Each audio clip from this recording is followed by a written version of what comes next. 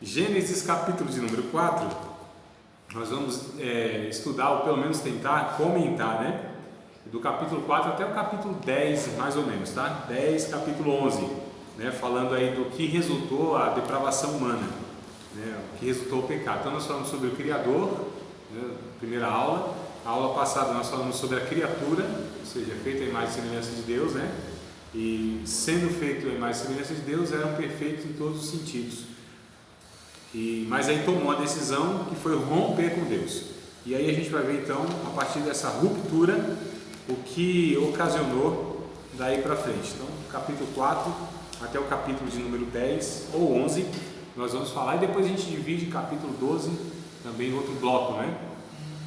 Vocês acreditam que anotaram aquelas divisões que eu passei, né? Fala do... Não? Não tem. Ah, anotou? É bom depois, isso é bom depois vocês revisitarem essas anotações, né? Para ir gravando as divisões do livro e tudo mais, mas a gente vai revendo algumas coisas aí também. Bom, amados, vocês querem fazer alguma pergunta que ficou da semana passada, que de repente quer, Barão, já quer começar? Acho que tinha, não era? Isso, eu lembro que tinha alguma pergunta. Eu falei então no início da aula, então já. Então, meu amado, por favor, compartilha com a gente aí. Estava marcado no caderno, mas acho que eu lembro ainda. Era em relação do inimigo lá, quando a cobra falava. Então quer dizer que o inimigo já tinha sido expulso do céu e se incorporou dentro da cobra e falou, e por isso ele fez isso, a Eva pegou. Sim, vamos lá, vamos por partes. Jó, capítulo de número 38, versículo de número 7. Jó, livro de Jó. Lembrando, nós vamos estudar Jó, meu irmão, lá, mas muito longe ainda, né? Vai ter alguns meses para a gente chegar em Jó, porque está no meio da Bíblia praticamente, né?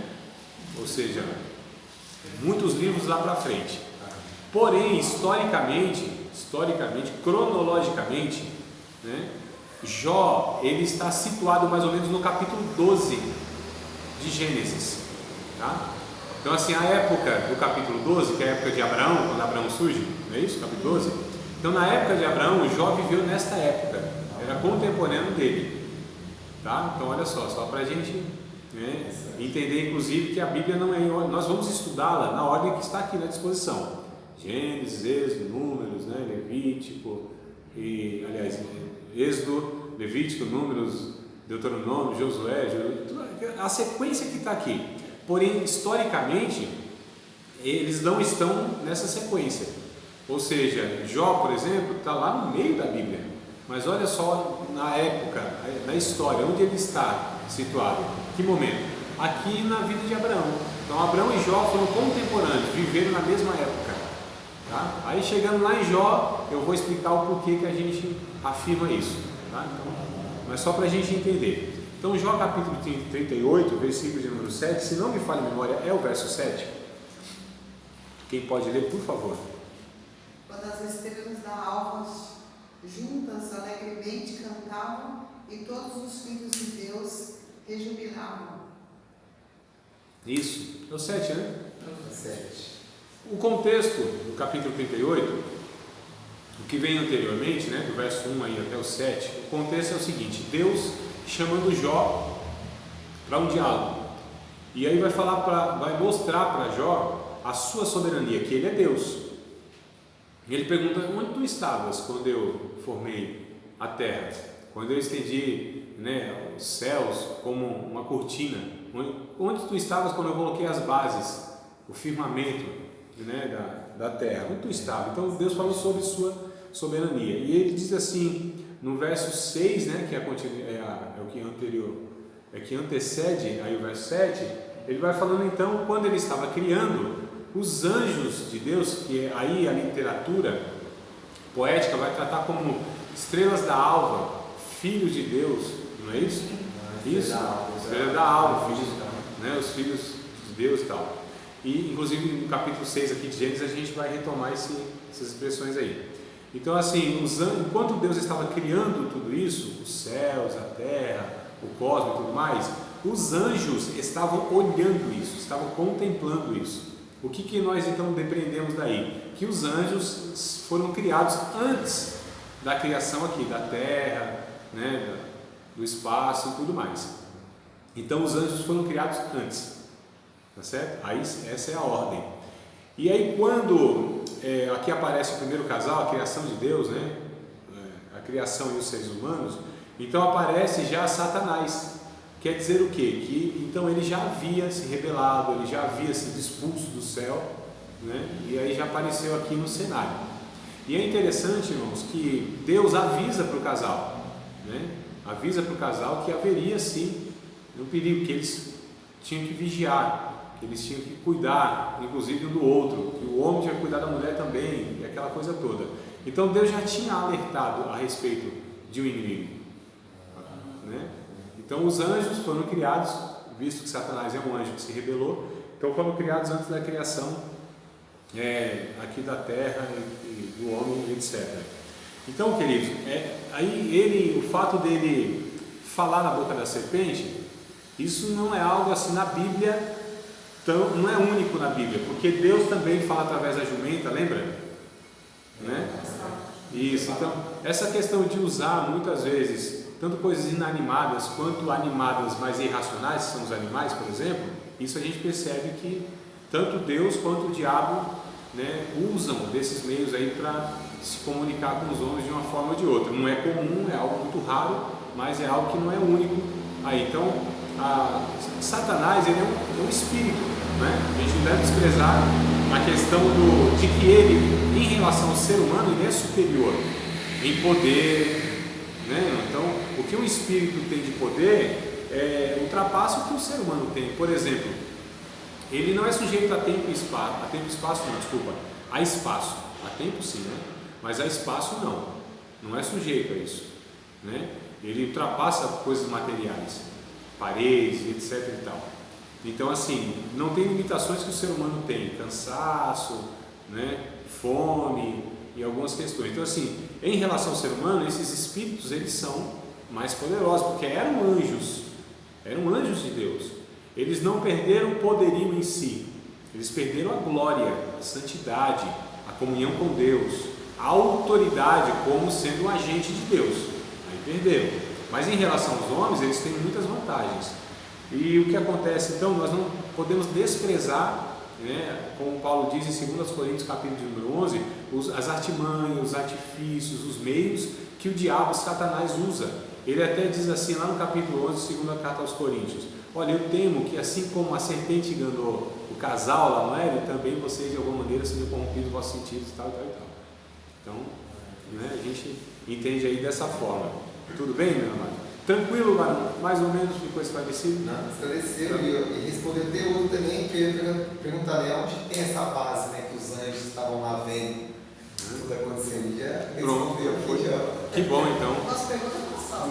É assim, Varão. A gente mata 2 coelhos com uma cajadada só, como diz. Porque a gente conta as coisas para as pessoas assim, isso, a gente aprende, só que a pessoa tem, mas tem base. Isso. Aonde tem alguma referência bíblica? Isso, muito se bom. Se você não tem, já fica meio, né, meio vago. Isso. Aí é passível de questionamento, né? Isso. Porque isso é uma opinião sua, mas você está se baseando aonde?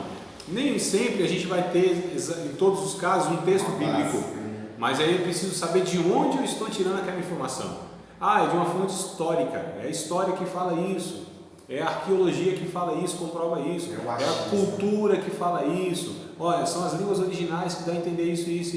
Então eu preciso ter uma base, nem sempre é o texto direto e claro, mas a gente precisa, né, quando afirmar alguma coisa, no mínimo, dar uma fonte de onde foi retirado aquele pensamento, aquela afirmação. Então, bora lá.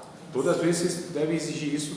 André, quando Satanás utiliza da serpente, né, para enganar Eva, só que aí quando Deus coloca os 3 lá para conversar, ele castiga a serpente, fala: agora você não vai ter que arrastar seu ventre e não castigar Satanás. Por quê? Então, olha só, a punição de Deus, ela não fica tão clara, né, o porquê desta punição, melhor dizendo. Satanás devia ser, não a serpente em si. Talvez, é possível, e aí são suposições, né? Você pode falar, faz sentido, não faz, não tem problema, né? Mesmo porque a gente não tem alguma coisa assertiva. Mas talvez é Deus mesmo mostrando, deixando marcas, né? Porque Deus é pedagógico, Deus ensina na história. Como, por exemplo, ele deixou uma marca em Caim. Qual foi a marca? Não se sabe ao certo, né? Mas aquilo tinha um propósito, uma pedagogia, um ensino. Deus deixou lá uma consequência, uma sequela em Jacó, uma questão física. Então a gente sempre percebe que Deus ele usa todos os meios para ensinar. Nesse caso foi a questão da serpente. O arco-íris, por exemplo, que a gente vai ver depois no dilúvio. O arco-íris é um sinal de Deus. Então Deus deixou uma marca para lembrar a respeito disso, daquilo, por causa disso e daquilo. Então a serpente, o que eu acredito que entra mais ou menos nesse sentido, nessa categoria de que, olha, Deus está fazendo isso com esse animal, com a serpente, para que deixe aí para nós um ensino, deixe uma lembrança, que a gente não esqueça, inclusive que os atos, os pecados, eles têm consequências não só na vida do ser humano, mas na criação no todo, né? Os animais, por exemplo, no caso da serpente diretamente. Então assim, eu acredito que há essas pedagogias de Deus, que Deus quer aproveitar toda e qualquer situação para nos ensinar. Então eu acredito que esses pontos que eu coloquei fazem, no meu entendimento, faz sentido. Então olha só, tem consequências do pecado, inclusive, né? Quem cometeu o pecado, quem que enganou o casal? Não foi a serpente em si, foi o diabo. Mas a serpente sofreu, é injusto isso então, mas o ambiente já é favorável para ninguém, onde pessoas inocentes sofrem também, porque todo o ambiente foi prejudicado, né? Então a gente poderia extrair inclusive outras lições mais, né, que eu acredito que seria algo coerente. Ajuda a ensinar os crentes a entender a pedagogia de Deus na nossa vida, né? Isso é. A maneira que ele trabalha, a gente não aceita. Em tudo, meu irmão. Aqui a gente pode extrair um bocado de coisa, né? Então você percebe como a gente tem de fato, quando a gente. O que é isso? É reflexão. Isso é parar para pensar e questionar. Não é apenas ler, que é o que a gente se propõe a fazer aqui toda vez que a gente se reúne, né? Ou nesse curso, ou de sexta, né? Que é o sistemático e tal. Então essa questão, mas por que isso? Se a gente não faz essa reflexão, aí a gente não tem também essas lições, esses pensamentos e tudo mais. Então é muito bom. Coisa boa. Então continue perguntando. Tranquilo? Posso seguir ou tem mais uma aí? Então, daqui a pouco surge mais umas aí, né? Meu pai, mas chega a dar medo desses celulares ligados assim. O que estão pesquisando? Ah, tá, não, eu pensei que estava pesquisando no Google, né? Perguntas para complicar o professor. Né? Aí parece essas listas assim, né? Mas vamos lá. Vamos lá. Capítulo de número 4, né? Que é a sequência. Bom, amados, então até o capítulo 3 nós vimos que houve lá então a ruptura, né? Que alguns chamam de queda, onde esse casal eles pecam, desobedecem a Deus, são expulsos do paraíso, que era um ambiente totalmente favorável. Inclusive tinha lá a árvore da ciência do bem e do mal e a árvore da vida, são árvores diferentes. É vedado a árvore da vida, né? Onde Deus coloca então esse querubim, que está no final do capítulo 3, tá? Versos 24, 23 e 24 do capítulo 3, né? Só para pegar e ver se a gente faz essa ligação. O Senhor Deus, verso 23 do capítulo 3: o Senhor Deus, pois, o lançou fora do jardim do Éden para lavrar a terra de que fora tomado.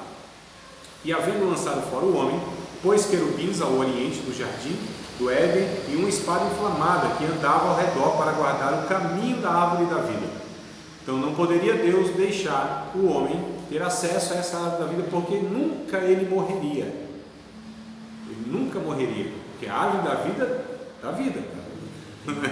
Lógico, daria vida. Só que o homem, num estado de pecado, tendo uma vida sem fim, isso seria uma desgraça, né? Então a consequência muitas vezes ela é uma interrupção, ou melhor, a morte, o pecado em si, a morte e a condenação eterna, o lago de fogo, o inferno, é uma interrupção, porque imagina só o homem o resto da sua existência, ou o resto da sua vida, por toda a sua vida, pecando e não tendo nenhuma interrupção. O que ia acontecer? Ele ia só acumular juízo para a eternidade.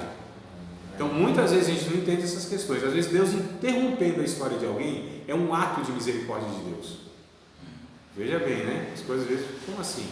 Porque se Deus deixa então esses homens viverem, né, 1000 anos o que vivia, a gente vai ver depois aqui, 2000 anos e tudo mais, esses homens pecadores só iam acumular juízo para si.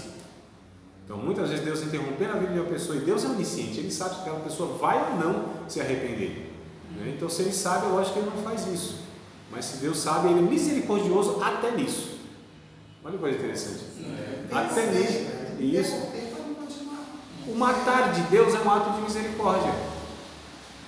O matar. Deus mata. Vocês sabem que Deus mata, né? Só que isso não distorce o caráter dele. E Deus é o único que tem direito de tirar a vida. E isso não faz uma pessoa, um ser pecador, injusto, etc. A gente brinca, Deus é o único que mata e não é processado, né? Mas Ele é o único que tem direito, porque Ele é o doador da vida, Ele é o originador da vida. Então, quando Deus tem esse ato, que isso são exceções, é coisa rara na história, né, na nossa realidade, mas se Deus fizer isso, se eu mato, eu faço viver, eu ressuscito e eu faço descer a sepultura, eu firo e eu curo. Esses são os textos que mostram essa soberania de Deus. Toda vez que Deus faz essas coisas, não é como nós, não é quando a gente faz isso, aliás, não é como a gente faz, porque quando a gente faz, é sempre fruto de egoísmo, de violência, de algum pecado nosso, descontrole, etc. Agora Deus não, Ele é soberano, Ele é santo, Ele é perfeito, Ele é justo, né? Então os atos de Deus sempre serão perfeitos, em todas as situações. A sua vontade, diz Paulo em Romanos capítulo 12, é boa, é agradável e é perfeita. A vontade de Deus, a ação de Deus sempre será boa, agradável e perfeita, sempre, né? E toda a punição de Deus é uma retribuição justa, sempre. Então vamos lá.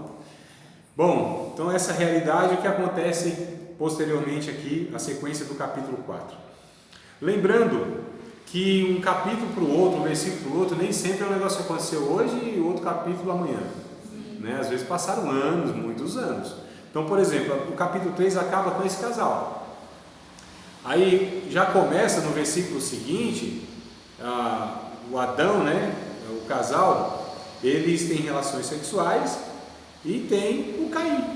Olha que coisa interessante, né? No verso número 1, e conheceu Adão a Eva, sua mulher, e ela concebeu e teve Caim, e disse, alcancei do Senhor um varão, e teve mais a seu irmão Abel, e Abel foi pastor de ovelhas, e Caim foi lavrador da terra. Ora, um versículo após o outro já teve dois. Foram gêmeos? Não, foi um depois do outro, né?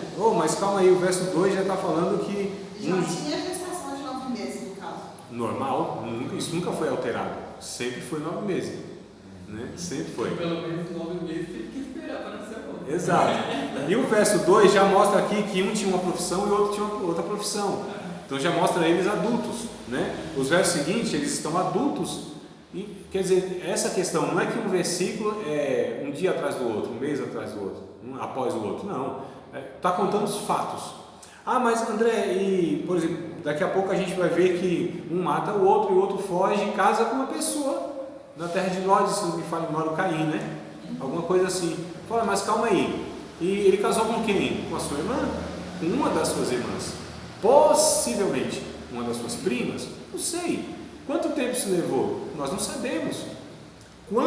Qual a idade deles quando um matou o outro, quando Caim matou Abel? Não se sabe. E aí quantos filhos mais esse casal teve? E desse casal, quantos filhos os outros tiveram? Ele não sabe. O que a gente sabe é que já tinha, quando aconteceu esse fato, já tinha uma cidade. Olha só, longe, que ele fugiu para lá, né? Ou foi banido por Deus para lá. E lá ele casa, quer dizer, tem uma população. A Bíblia não traz detalhes, irmãos. A Bíblia não tem preocupação de trazer detalhes. E não conta a vida de todo mundo que existiu. São pessoas chaves, né? A Bíblia ela é um registro de relatos de ocasiões que são significativas para que a gente entenda todo esse processo histórico, todo esse processo da criação de Deus, quem é Deus, o que aconteceu com essa nação, com esse povo, com essa humanidade e tudo mais. Então não traz detalhes que muitas vezes é a nossa curiosidade e a Bíblia não tem preocupação em responder, né? A gente só tem que saber que Adão e Eva foram os primeiros e depois foi surgindo. Isso. E que houve aqui, por exemplo, eles têm aqui a esperança deles. Lembra do capítulo 3, verso 15, que Deus disse assim, da semente da mulher nascerá um e tal, tal? Então, o que eles esperavam? que o Filho já seria esse Redentor, esse Salvador, esse que acabaria então, né, com esse império, com essa ação, com esse efeito do reino do império das trevas, de Satanás e tudo. Então, quando nasce o tal do Caim, qual é a expectativa? É esse que vai ser o nosso Salvador. Eu acho que já. Né? Isso. Aí, não recebe só uma profecia, né? Exato. É uma profecia. Uma profecia. É uma promessa e uma profecia aqui, né? É uma profecia de promessa. E uma promessa através de profecia, sei lá, deixa pra lá. Então, deixa eu só resumir um pouco aqui. Aí um mata o outro, né? Os dois vão se apresentar diante de Deus. Olha que coisa interessante. O Caim e o Abel vão se apresentar diante de Deus. Então eles conheciam Deus, né? Adoravam a Deus, entre aspas, e foram oferecer a Deus, cada um segundo aquilo que possuíam.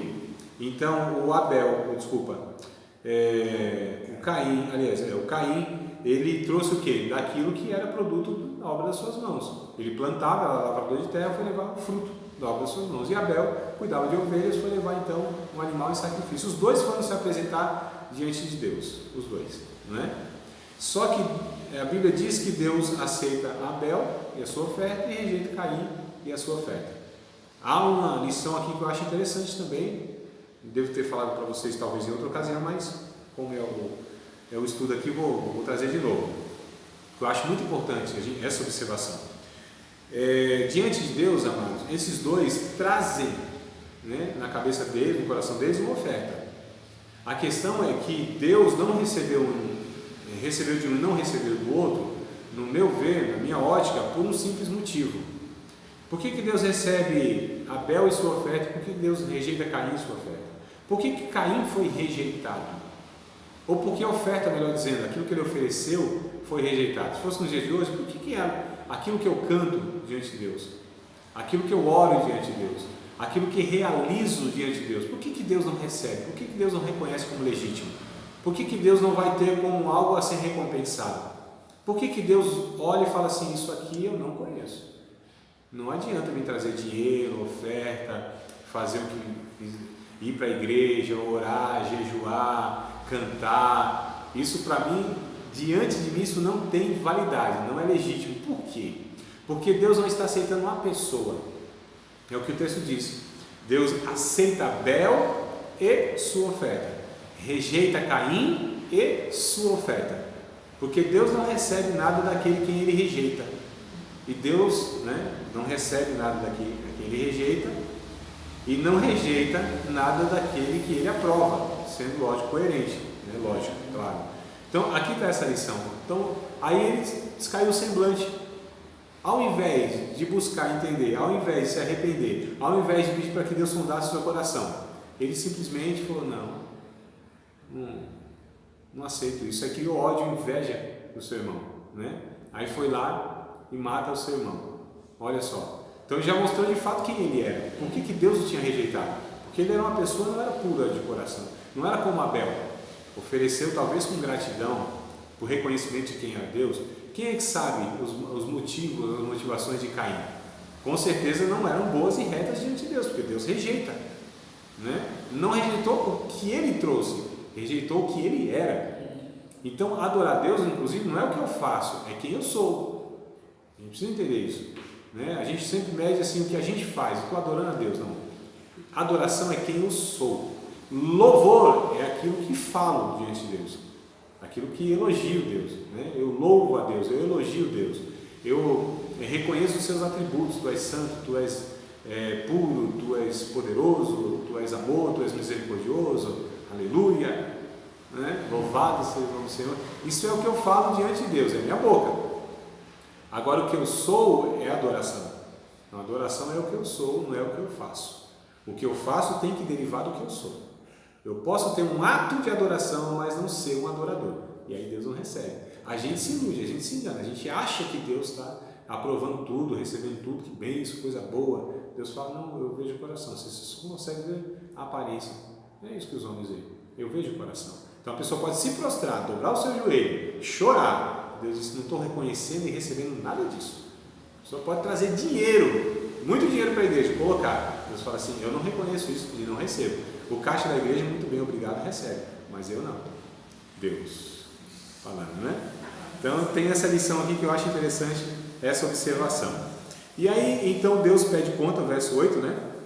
Falou Caim com seu irmão Abel, sucedeu que estando eles no campo, levantou Caim contra seu irmão Abel e o matou. E disse o Senhor a Caim, onde está Abel teu irmão? Verso número 9. E ele disse, não sei, sou eu o guardador do meu irmão? Não acaba mais educado. E disse Deus, que fizeste? A voz do sangue do teu irmão clama a mim desde a terra.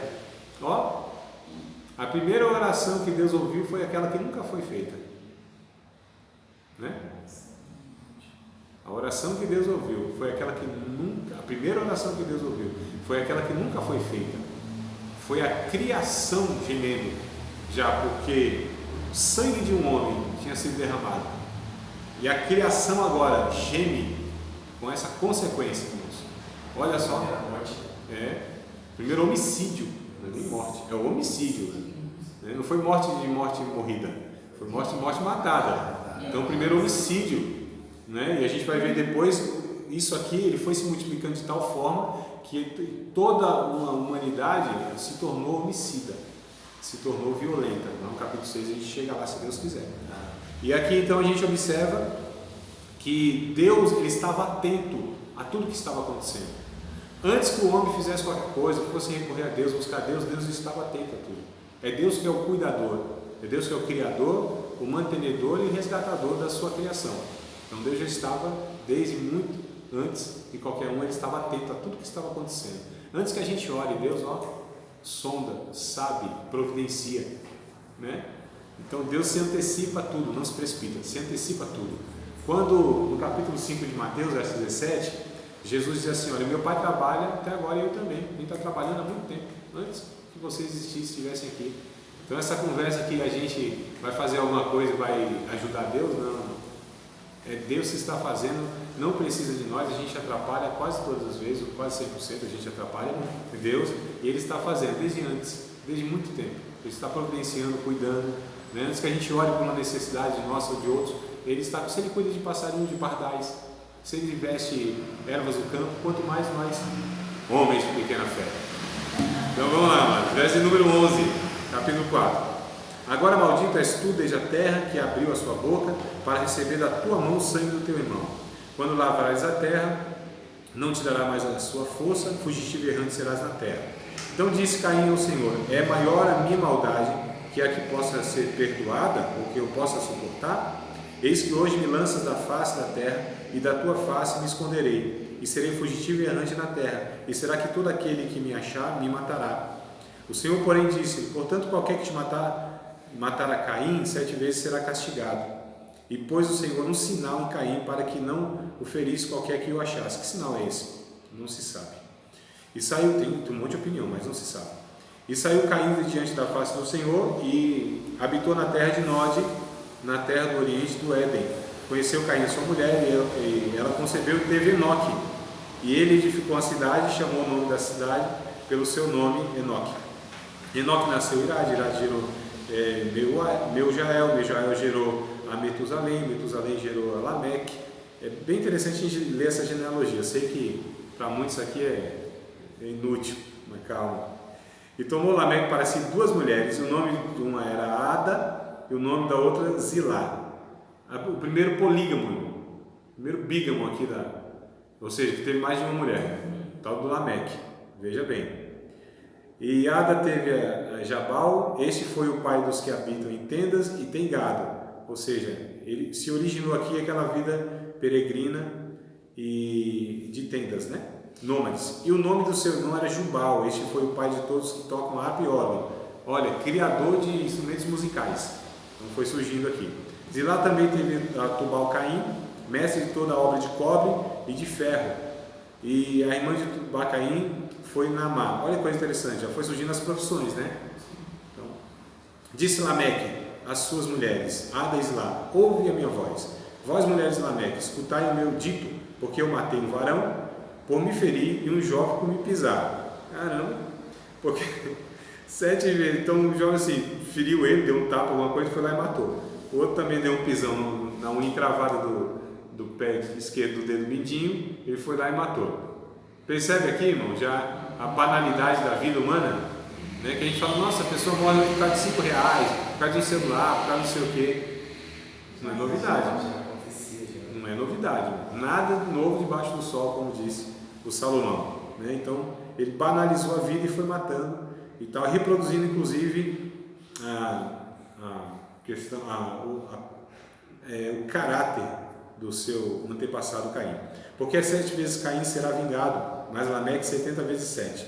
Tornou Adão a conhecer a sua mulher. Olha só a coisa interessante. Olha quanto povo tem aqui e Adão aparece de novo, né? Sua mulher, e ela teve um filho e chamou seu nome Sete, né? Não é 7 de número 7, tá? Né? Tem o significado de compensação ou renovo. Porque disse ela, Deus me deu outra semente em lugar de Abel, porquanto Caim o matou. Então, quer dizer, a esperança não era nenhum nem outro, né? Então, não era nem o Abel nem o Caim. O Abel morreu e o Caim se mostrou um homem violento. Então, não podia ser nenhum dos dois salvador, porque um morreu e o outro revelou quem era. E a Sete mesmo também nasceu um filho, e chamou seu nome Enos. Então, se começou a invocar o nome do Senhor. Olha que coisa interessante. Então, agora começou uma geração que buscava a Deus, que orava a Deus, que invocava a Deus, né? Genealogia de Sete, capítulo de número 5. Este é o livro das gerações de Adão, no dia em que Deus criou o homem, a semelhança de Deus o fez, macho e fêmea os criou, os abençoou e chamou seu nome Adão, no dia em que foram criados. E Adão viveu 130 anos e gerou um filho à sua imagem e semelhança. Depois de 130 anos que ele foi lá, depois de 130 anos que ele foi expulso do Éden, irmãos, que ele gerou esse filho. Esse aqui, a sua imagem e semelhança, tá? Que é o 7, que já é o terceiro filho. Então preste atenção. Houve filhos antes do pecado? Não sei. Eu particularmente acho que não. Por quê? Não é que o relacionamento sexual era o pecado. Não. Eu acredito inclusive que eles tinham relacionamentos sexuais antes de pecar. Não é? Não tem problema nenhum. Porque a ordem de Deus foi o quê? Frutifique, multiplique e enche a terra. Então eles tinham relações. Entendo eu que eles tinham relações, só não tiveram filhos. Acredito eu. Por quê? Porque se eles tivessem filhos antes do pecado, eles iam gerar filhos à sua imagem, à sua semelhança, que era a imagem e semelhança de Deus, santos, perfeitos, sem pecado. Tá certo? Penso eu. Faz sentido para vocês? Que bom que faz sentido. Né? O que acontece? Então, se eles tivessem gerado, eles tinham outros filhos que não tinham pecado. E não foi isso que aconteceu, me parece. E só os dois foram expulsos. Sim, eles foram expulsos. Aí depois a Bíblia relata que eles tiveram esses 2 filhos, né? Que dá a entender que foram os primeiros filhos mesmo, o Abel e o Caim. Esses 2 foram os primeiros deles, do casal. Então a gente vê depois, inclusive, que aí depois de Caim vai se multiplicando. Aliás, de Caim vai se multiplicando, não. De Caim já tinha. Mas de onde saíram? Não se sabe. Quem sabe também de Caim e de Abel? Eles eram adultos. Então são coisas que a gente não tem como determinar, né? E aí também não tem fim esses pensamentos, a gente começa a devagar, né? Na teologia a gente diz assim, viaja na maionese. Mas vamos lá. Então Adão é interessante, 130 anos depois, né, da expulsão do Éden, tem aí o seu filho Sete. Então teve tempo aí para o pessoal fazer bastante filho, né? Os outros filhos. 130 anos, não, 130 anos depois. Quanto tempo ele viveu? Outra pergunta. Vocês não fazem pergunta, eu vou fazer. Eu faço por vocês. Que eu penso que vocês vão fazendo essas perguntas. Vocês não perguntam, vocês estão quietinhos, então eu faço. Quanto tempo o casal viveu antes de pecar? Ninguém sabe. Pode ter sido 1 dia depois da criação, 2 dias depois da criação, 1000 dias depois da criação, 1 milhão de anos depois da criação. Não se sabe. Posso contar depois que eles saíram, né? Perderam acesso à água. Isso, mas não se sabe. Quando muitas vezes os arqueólogos falam assim, rapaz, isso aqui tem não sei quantos bilhões de anos, não sei quantos milhões de anos, pode ser. Porque a teologia mais ortodoxa, né, que a gente fala, eles consideram que a Terra ela é jovem, Terra infante que eles chamam, né, 6.000 anos. Então 2.000 anos, 2.000 anos até Moisés ali mais ou menos, de Moisés para Cristo mais ou menos uns 2.000 anos, e os 2.000 anos de Cristo para cá. Então fazem mais ou menos esse cálculo aí. A Terra tem 6.000 anos. É uma possibilidade, pode ser, eu não estou dizendo que não. Mas também há outra possibilidade também da Terra ter milhões de anos, porque não se sabe esse período que eles viveram lá sem pecar, né? E aí, quem é que sabe? Não sabe. Bom, vamos lá. Fora que eles viviam muitos e muitos anos, né? A gente vai ver um pouquinho mais para frente aqui. Verso de número 3, continuando então, gerou um filho à sua imagem, à sua semelhança, conforme a sua imagem, e chamou seu nome Sete. Então, esses filhos já não eram mais a imagem e semelhança de Deus. Entendeu? Como eram seus pais, o Adão e a Eva, lá no Éden, que eles eram a imagem e semelhança de Deus exatamente no sentido moral, no sentido, no aspecto santidade e tudo mais. Como eles perderam, então eles não poderiam gerar aquilo que eles não eram mais. Isso tem uma lógica, né? Então eu gero o que sou. Então, se eles não eram mais santos, não poderiam gerar filhos santos. A Bíblia diz, conforme a sua imagem, conforme a sua semelhança, e não mais a imagem e semelhança de Deus. Então, olha só, a gente já percebe aqui que o negócio está desandando já, né? Já são homens, então. Irmãos, os originais quem eram? Adão e a Eva. O resto, tudo cópia. Somos nós, a gente é tudo cópia, né? E as cópias tendem a ser pioradas, né? Não é verdade? Né? Só que nós somos cópia, ou seja, esse pioramento desse primeiro casal, põe pioramento nisso, que cada vez mais foi piorando em todos os sentidos.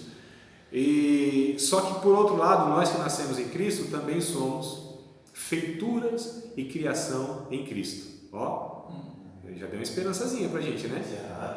Quando a Bíblia diz assim, lá no Efésios capítulo 2, verso 10, se não me falha a memória, que nós somos feituras de Deus, criação de Deus, é a mesma palavra lá no grego, lógico, aqui no hebraico, mas é o mesmo sentido que Deus usa para criar. Então, o que é a criação de Deus? O que é essa palavra criação ou feitura? Lá em Efésios 2 e 10, é poiesis, né? Poema, onde vem a nossa palavra poema. Então, quando Deus cria o homem, cria um poema. Uma coisa linda, irmão? Deus criou um poema. Esse poema está meio desalinhado, não está tão harmônico, não está tão poético assim, né? Mas Deus não acabou ainda a história. Essa era a hora de dar glória a Deus.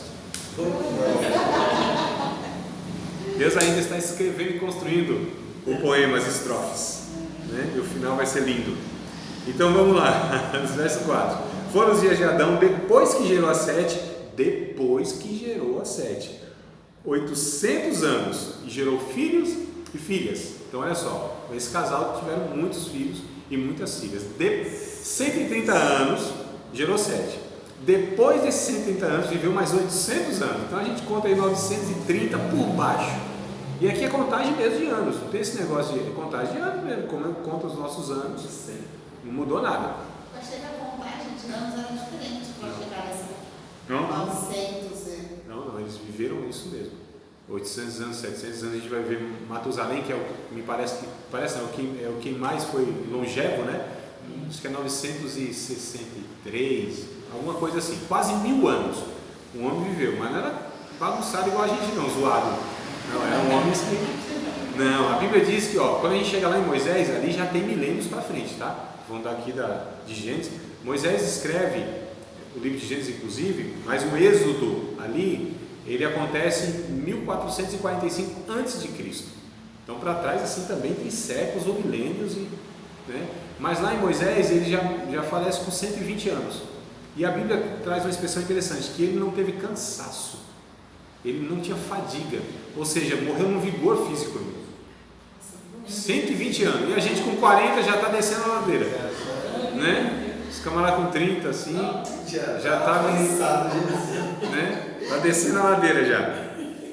E com 120 anos, o Josué, inclusive, com 85 anos, me parece, ele falou assim, eu tenho o mesmo vigor, a mesma força de 40 anos atrás. Minha força é igual quando eu saía para a guerra, mesmo. Olha que coisa interessante. Então, esses aqui viviam esses 800, 900, 700 anos, mas não era capenga, né? Depois a gente vai ver o Abraão. Deus fez a promessa para ele, ele tinha 75 anos. A promessa se cumpre, ou seja, o filho com 100 anos de idade, né? E ele vai morrer com 175 anos. Então, olha só, e Rapaz, 100zão tendo filho. Vamos lá. O negócio vai ficando primeiro. Foi, né, mano? Foi, né?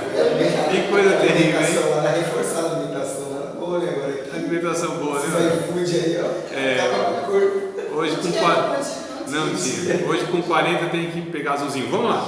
Ó, capítulo 5, verso de número 6. Vamos lá. Viveu. Meu Deus, que besteira. Verso de número 5, amados. E foram todos os dias que Adão viveu 930 anos e morreu. Olha. E viveu 105 anos e gerou Enos. Com 105 anos ele foi ter um filho. Viveu 7 depois que gerou Enos. Ou seja, depois de 105 anos, 807 anos. E gerou filhos e filhas. Também foi por mais de 900. E foram todos os dias de 7, 912 anos e morreu. E viveu Enos 90 anos e gerou a Cainã. Olha, percebe que vai diminuindo um pouquinho? Viveu Enos depois que gerou a Cainã 815 anos e gerou filhos e filhas. E foram os dias de Enos 905 anos e morreu. E viveu Cainã 70 anos e gerou a Malalel. E viveu Cainã depois que gerou a Malalel 840 anos e gerou filhos e filhas. E foram todos os dias de Cainã 910 anos e morreu. Mas eu vou parar aqui porque o que eu quero extrair aqui já é suficiente, né? Mas se a gente ler até o último versículo aqui, o 32, é bem interessante. Na minha terra diz assim: reparem. A cada 2 versículos, mais ou menos, acaba sempre assim, ó. E gerou filhos, viveu e morreu. Gerou filhos e filhas, viveu não sei quanto tempo e morreu. E morreu. Todos irmãos. Então, só para vocês anotarem aí, ó. Verso de número, nós paramos no 13, não foi isso? Aliás, no 14? Tá. Leiam então o final do verso 17, morreu. Leiam o final do verso 20 e morreu. Leiam o final do verso 24, né? Isso. 24? Isso, e morreu. Então vocês vão até o final aqui, ó. Verso 27, e morreu. Verso de número 31, morreu. Então já está mostrando aqui, ó, tá vendo? A morte já alcançou a todos. Ainda que vivesse 700, 800, 900 anos, mas a paga, o salário do pecado, como diz lá no Novo Testamento, né? Romanos 3, 23, Paulo vai dizer a morte. Ainda que eles viviam muito, mas viviam pouco, porque não eram para morrer. Então 1000 anos, André, nossa, é vida, hein? Comparado com aquilo que era o projeto de Deus, eternidade, é nada. É nada. O que é 1000 anos diante da eternidade? Nada. Nada. Nossa, mas viveram muito, nada. Comparado com o que era o projeto, o plano e a proposta de Deus, viver eternamente, 1000 anos é nada, né? Então a gente acha bem interessante essa questão aqui, essa observação. Eles foram gerando filhos e tal, mas aí aparece aqui, né, no meio Matusalém, que é o que vive mais, 900 e tantos anos. Aí vai gerando Lameque, verso 28, desculpa. Lameque gera Noé, que é aqui que eu quero pegar o que a gente vai dar um outro passo na história, né? E gera Noé, verso de número 29, chamou seu nome Noé, dizendo: este nos consolará acerca de nossas obras e do trabalho de nossas mãos, por causa da terra que o Senhor amaldiçoou. E viveu Lameque, depois que gerou Noé, 595 anos, gerou filhos e filhas. Foram todos os dias de Lameque 777 anos e morreu. Verso 32, e era Noé da idade de 500 anos, gerou Sem, Cã e Jafé. É importante a gente saber essa informação e guardar esses 3 filhos de Noé. Noé é uma figura, né, importantíssima na história, conhecida em todo mundo, na história bíblica e fora dela. E Sem, Cã e Jafé aqui vai se originar os continentes que nós temos hoje. Então de Sem, quem se origina? Os semitas, né? Árabes, judeus, Oriente Médio em si, aquela região toda. Cã, né, ou cão, dependendo da versão, não é cão do cão não, tá? E nem do cachorro, é só uma questão, né? O Cã, quem se origina? O continente africano. Cã. Jafé, qual é a origem? O que vai resultar? Europa. Então a gente percebe que daqui desses 3, onde vão povoar todo mundo e vão formando esses continentes aí. Eu já estou aqui abreviando e adiantando um pouquinho aí da história. Olha, irmão, a gente está estudando a história da humanidade, né? Capítulo de número 6 é interessante, que aqui já começa a mostrar o que se tornou. Né? A gente tem Noé, esse Noé ele vai aparecer um pouquinho já aqui em seguida, mas antes disso, inclusive mostrando por que Deus tomou essas medidas de punição, de juízo e tudo mais. Então vamos ler aqui e a gente vai comentando. Até aqui também não fala nada de doença, na história até aqui. Qual foi a causa da morte deles? Não se sabe. Né? Porque parece como se eles não ficassem doentes. Viveram por esse tempo, fazia filho com 100 anos, 150, mas Isso. não tinha, era saudável. Então. Ah, sim. Então, como eu disse, eles não morriam, eles não chegavam à cidade só o pó da rabiola. Né? Então, 60, 70 anos aí, quem chega a 80, 90, nossa, a gente percebe toda uma limitação física, enfermidade, dificuldade, aquela coisa toda, remédio até umas horas, né, para tentar compensar um ou outro. Mas aqui não, a questão não é que eles só viviam 800, 900 anos, é que tinha sim um vigor mesmo. Existia. Eles não tinham que tomar tudo isso de remédio. Não tinha nada de remédio. Vocês falaram no tom de brincadeira, mas é verdade, a alimentação é outra, o estilo de vida. Quando diz que o salário do pecado é a morte, a gente trabalha e recebe o salário. O que a gente está trabalhando? Como que a gente está trabalhando na vida? A forma de viver diz muito, né? Diz muito para nós. Então, assim, a forma que se vive hoje, na sociedade que nós temos hoje, na sociedade moderna, pós-moderna, na ótica da sociologia, que você dorme pouco, tem muito estresse, né? Alimentação horrível, dorme mal, você tem um estilo de vida, alimentação, as piores possíveis. Então tudo isso vai encurtando a vida de alguma maneira, isso é um fato. É bem interessante, irmãos, quando a gente entende que o exercício físico, a boa alimentação e um sono adequado, isso vai prolongar a vida. Não só isso na verdade é obedecer a Deus, porque é viver de uma maneira que preserva o corpo. Porque os nossos pais viviam dessa maneira, não tinha toda essa coisa, porque o pessoal mais antigo, não digo que eu também sou antiga, não sou tão antiga. Era uma forma de viver diferente, a alimentação. Meu pai, da minha mãe, da minha avó, eles dormia-se mais, exato. Eles tinham mais tempo também. Hoje a gente não tem tempo. As atividades eram mais braçais. Sim. Não é? E a gente tinha mais vigor de fazer as coisas. Exato. A minha geração tinha mais vigor até os 50 anos. Os meninos já nascem cansados, né? Hoje os meninos não, a criança de 6 anos é uma criança sedentária. Ela Cansada, vai para a escada dessa, vai falar, estou muito cansada. E a gente tinha muito vigor na idade. Isso. Hoje com 30 anos, o molecada não aguenta trabalhar, estudar e ter uma vida assim. E a gente conseguia fazer tudo isso. Porque alimentação, exercício físico, né? E se fazia isso não era nem questão de esporte, era o estilo de vida. Sim. Rural, questão braçal mesmo. A tecnologia tem suas vantagens, tem, mas também trouxe esse prejuízo que muitas vezes... Olha que coisa interessante de observar, pelo menos eu acho. As mulheres, elas começaram a ter hemorroidas e não tinham, eram só os homens. Porque as mulheres começaram a sair de casa e trabalhar em escritórios, sentadas e tal. Então, além das dificuldades que a mulher já tem, né, corrimento e outras coisas mais aí, começou também. Então, olha só que o comportamento, ele vai, né, prejudicando. Sim, então essas alimentações aí que nós temos, as piores possíveis. Você dorme pouco, dorme mal, não é só pouco de quantidade, dorme mal, por causa de estresse, cobrança, estilo de vida, poluição. É um conjunto, na verdade, né, que vai desfavorecendo, que vai prejudicando. Então isso é o que? É pecado. A forma que nós estamos vivendo é pecado. Nós corremos atrás porque o mercado e o trabalho exigem isso, porque uma sociedade materialista, capitalista, é uma selva de pedra, você tem que sobreviver, a profissão, o dinheiro, as conquistas, tudo isso virou uma coisa de louco. Nós transformamos esse ambiente em uma câmara de gás, onde a gente está se matando lá. Nós transformamos isso, na verdade, esse habitat, né, nós transformamos isso em uma arma contra nós mesmos, estilo de vida. Então, é fato, isso é fato. E aqui a gente percebe que era bem... Aqui não, irmãos. Se a gente pega 130, 140 anos agora para trás, a gente percebe que o estilo de vida era outro. Depois da Revolução Industrial, né, que a população saiu da área rural e foi para as metrópoles. Então essa avaliação é mais sociológica da sociologia do que da teologia em si, né? Então a gente percebe que 100 e poucos anos para cá, a humanidade nem sempre viveu dessa forma que nós vivemos, embora tinha.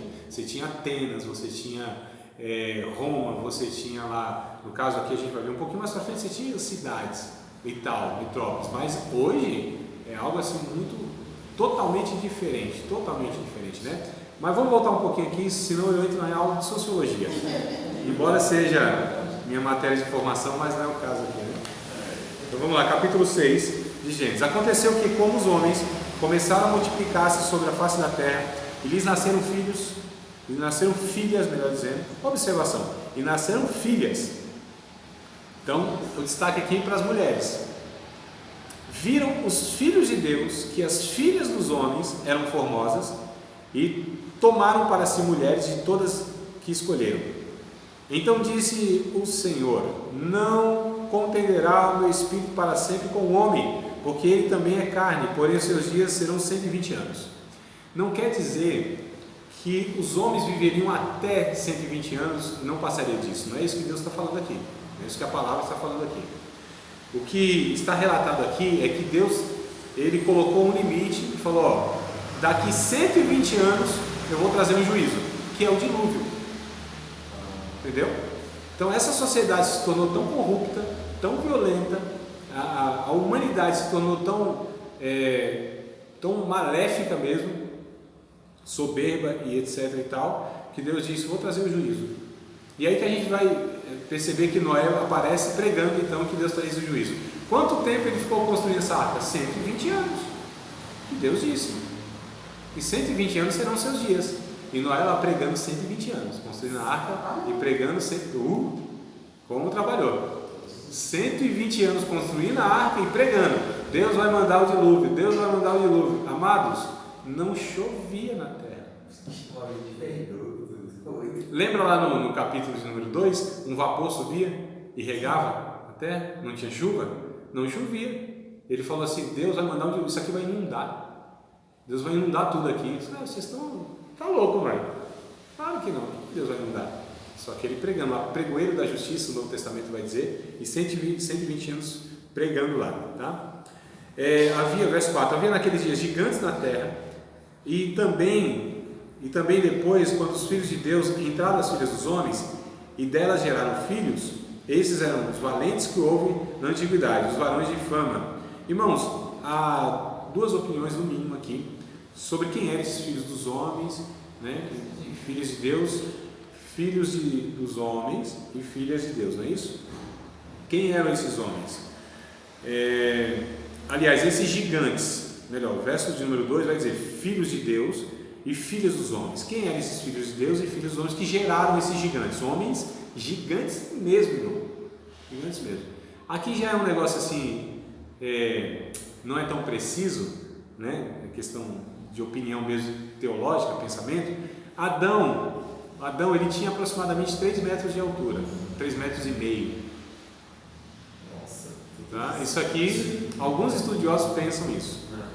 Não é tão absurdo, porque quando a gente pega lá o próprio gigante lá que Davi mata, o Golias, ele tinha 3,5 metros, né? 2,95 metros a 3,5 metros, mais ou menos, né? Medindo lá os côvados, aquela coisa toda. Então, tinha 3 metros. Adão era 50 centímetros, meio metro a mais que o Golias. Então, né? 3,5 metros, imagina esse homem zarrão. Eva não ficava muito por baixo, né? Quem sabe uns 2,5. Era mais baixinha, né? Então esses gigantes eram gigantes mesmo. A Bíblia lá na frente, o livro dos reis, por exemplo, vai falar lá de um rei. Ele era gordo e grande. A sua cama tinha também 3 metros e tanto, mais 3 metros, alguma coisa assim, né? Então a gente percebe que não é algo assim absurdo, não. A Bíblia traz sim essa base aí para afirmar que eles tinham mais de 3 metros tranquilamente. Não é coisa, nossa, que está viajando, não é isso aí. Então os gigantes eram gigantes mesmo, né? Então, mas quem eram os filhos dos homens e as filhas de Deus? Quem eram, né? Esses filhos dos homens e filhas de Deus. Bom, tem duas opiniões. Alguns entendem que esses filhos dos homens Aliás, desculpa, esses filhos de Deus eram anjos, e tiveram relações com essas mulheres, essas filhas dos homens. Alguns pensam isso. E aí nasceram esses seres híbridos, né? Gigantes e tudo mais. Alguns pensam isso. É uma corrente teológica que tem, muito forte inclusive. Muitos pensam assim. Outros pensam, não, os filhos de Deus eram os descendentes de Sete, que invocavam o nome do Senhor, gente piedosa, e as filhas dos homens eram aquela geração corrupta, pecadora, né? Descendentes de Caim. Então, essas são as opiniões. Aliás, tem uma terceira. Não é que tem uma terceira, é porque há algumas assim, bom, calma aí André, mas como pode ser anjos? Sendo que a Bíblia diz lá no Testamento, na boca de Jesus, que eles não se reproduzem, eles não se reproduzem, não se casam, não se dão em casamento, eles são assexuados. Quando a gente estuda a doutrina dos anjos, eles não têm sexo, embora tenha nome masculino, mas não tem nada a ver com gênero. E como conciliar isso? Então, alguns que têm esse pensamento, pessoas importantes na teologia, como o Russell Shedd, por exemplo, é a opinião dele. Ele diz assim que esses filhos de Deus, eles são anjos, né, que se corromperam, que são os demônios, que tiveram relações com essas mulheres. Então, os anjos de Deus, é impossível que faria isso mesmo, porque eles são entes, seres santos. Mas esses não têm limites. É possível que isso tenha acontecido aqui. Então, são possibilidades. Só para que vocês falem, nossa, o André falou isso aqui, porque de repente vocês estão lendo alguma coisa, vocês vão lembrar de que tem essas correntes, tá? Mas, vamos lá, que são algumas curiosidades. Né, que não faz a gente brigar por causa disso não. Se você acredita numa coisa ou outra, a gente não briga não. Então esses homens eram gigantes, eles eram homens valentes, eram os homens soberbos, né? A Bíblia vai dizer, homens arrogantes. Em uma sociedade que tem homens gigantes, violentos, soberbos, vocês acham que dão o quê? Uma sociedade corrompida, violenta, né? Verso número 5: E viu o Senhor que a maldade do homem se multiplicara sobre a terra, e que toda a imaginação dos pensamentos do seu coração era só má continuamente. Então arrependeu-se o Senhor de haver feito o homem sobre a terra, e pesou-lhe em seu coração. Eita, Deus se arrependeu? Arrependeu? Não é como o nosso arrependimento, né? Deus está mostrando para o homem a sua tristeza em sua criação se tornar aquilo. Deus só está expressando uma linguagem que a gente entende, né? A gente sabe o que é arrependimento. É uma sensação de que fez algo e poderia fazer diferente. Só que em relação a Deus é diferente. A gente sabe dessa questão de, poxa, devia ter feito diferente. Não é a mesma coisa do arrependimento de Deus. O arrependimento de Deus é só mostrar para o homem a sua tristeza, e não que Deus eu poderia fazer diferente. Nós nos arrependemos porque erramos, somos precipitados, não pensamos direito, não é? A gente se arrepende por causa do pecado. Então o arrependimento aqui de Deus não é esse arrependimento que nós temos. Deus está usando uma linguagem que é essa que nós temos. Não é? Ele se entristeceu, não é? Não foi com esse propósito que eu criei vocês. Vocês se tornaram isso aqui, mas eu estou triste, porque eu não criei vocês, a minha imagem e semelhança, os meus filhos, para se tornarem isso. Então Deus está expressando. A gente chama isso na linguagem da teologia mais técnica, né, de antropopatismo. Deus pegando sentimentos humanos, antropos, homem, patia, sentimento, né? Deus pegando sentimentos humanos para expressar o seu para nós, nessa linguagem. O pensamento diz que a Bíblia é Deus falando em sotaque humano, né? Interessante. Verso 7. Não dá, não tem como, né? E disse o Senhor: Destruirei de sobre a face da terra o homem que criei, desde o homem até o animal, até o réptil, até a ave dos céus, porque me arrependo de os haver feito. Noé, porém, achou graça aos olhos do Senhor. Essa tradução não é a melhor, tá? Noé não achou graça aos olhos do Senhor, não é o original. O original traz a ideia de que os olhos graciosos de Deus acharam Noé. Entendeu? Os olhos graciosos de Deus acharam Noé. Não é que Deus achou favor. Desculpa, não é que Noé achou favor diante de Deus. Mesmo porque a gente vai ver depois que o Noézão também aqui deu uma falha brava, né? Deu aqui uma mancada das grandes, né? Vacilou grandão, como diz o outro aí, né? Então deu brecha, né? Não, a tradução não é das melhores. Se vocês pegarem outra tradução, talvez a NVI século XXI, alguma coisa assim, ou a NTLH, né? Mas a ideia do original é essa: os olhos graciosos de Deus acharam Noé. Então Noé, porém, achou graça aos olhos do Senhor. Essas são as gerações de Noé. Era varão justo, reto, suas gerações. Noé andava com Deus, e aí gerou os 3 filhos que a gente já falou, né? Sem, Cã e Jafé. Deixa eu encurtar aqui já a história um pouco. Noé, então, em 120 anos pregando e tal, só os seus filhos, os 3 filhos, as 3 noras e a esposa. A Bíblia vai falar, então, 8 se salvaram, né? Ele, a esposa, filhos e nora. Se salvaram, entraram na arca, e Deus manda, então, esse juízo sobre a terra, e ele se salva. Isso é uma figura de Cristo, inclusive, né? A arca, né, simboliza, tem essa representação de Cristo. Quem está na arca, então, ele é preservado do juízo de Deus e tudo mais. Bom, amados, infelizmente não deu para chegar onde eu queria, que seria o capítulo 10, a gente chegou só até o 7, mas aí na próxima aula, se Deus quiser, a gente fala então do 8, 9, 10, e aí, conseguindo, a gente vai um pouquinho mais adiante, né? Então, se vocês têm alguma pergunta relacionada ao conteúdo aqui, ou tem outra, aproveitem. E agora, ou ano que vem. 2 vezes menciona aqui na Bíblia aqui que tornou Adão a conhecer a sua mulher. E se conhecer é o que? Relação sexual. É deitar, né? Relação sexual. Quando, principalmente o Antigo Testamento, né? E Abraão conheceu Sara, e o Jacó conheceu tal. Esse conhecer, olha que coisa interessante. O conhecer aqui é esse ato de intimidade, né? Conhecer é o ato de intimidade. Essa expressão em conhecer, o que teve relacionamento sexual. Isso mesmo. E outra coisa que também, os animais. Foi tudo direcionado por Deus, né? Deus que colocou a cabeça de cada um em todo mundo lugar, né? Porque Deus se direcionou, tinha né? possibilidade de correr atrás de todos aqueles animais e fazer fila. É que a gente não vai ter tempo para falar isso, mas quando a gente pega a arca, as suas medidas e tudo mais, é possível, né? Colocar todas essas espécies. E a ideia é que colocou filhotes. Né? Colocou filhotes. E quanto tempo durou isso? Não foi só 40 dias. Isso aí a gente vê que se estendeu para mais de 1 ano. Entre a chuva, dilúvio, secar tudo e sair em todo mundo. Mais de 40 dias foi a chuva torrencial. Caía água até umas horas. Foram 40 dias ininterruptos.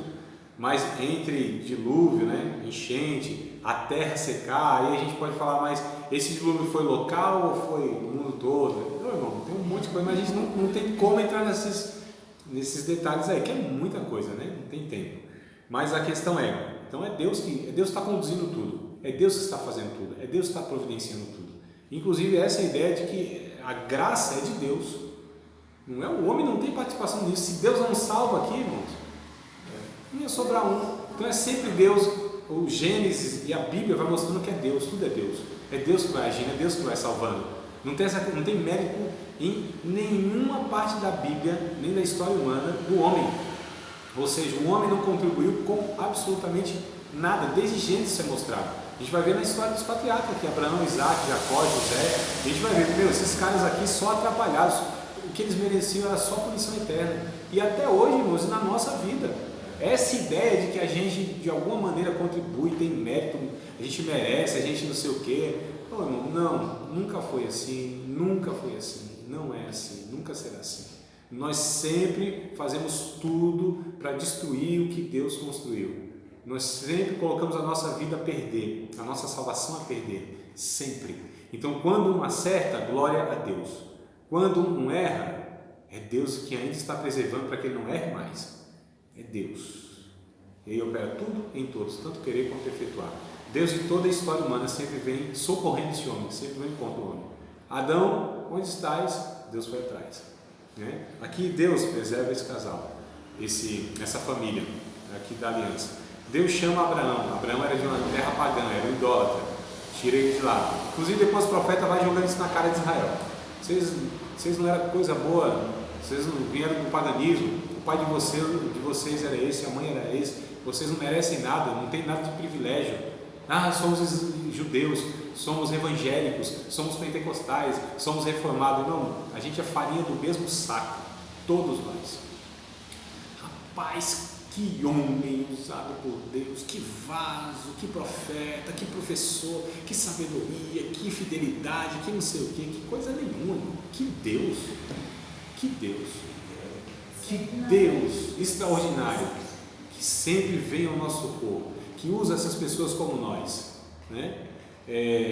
Tão falhas, tão limitadas, tão pecadoras. A gente tem essa falsa sensação, e é a religião que cria isso em nós. A religião engana, ilude, mente e gera em nós uma falsa sensação de que nós fazemos a vontade de Deus pelos nossos esforços, que a gente fazia tudo certinho, e a gente se surpreende quando peca.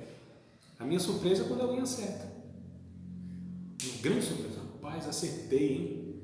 Olha só, fiz aqui um negócio que devia fazer. Glória a Deus. Só pode ser Deus na minha vida.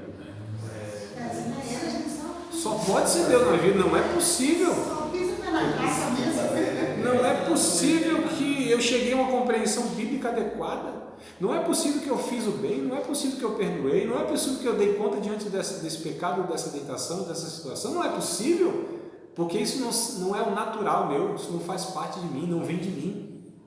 Glória a Deus, irmãos, sempre. Então eu tenho grande dificuldade para ensinar a graça de Deus, grande dificuldade, as pessoas não entendem.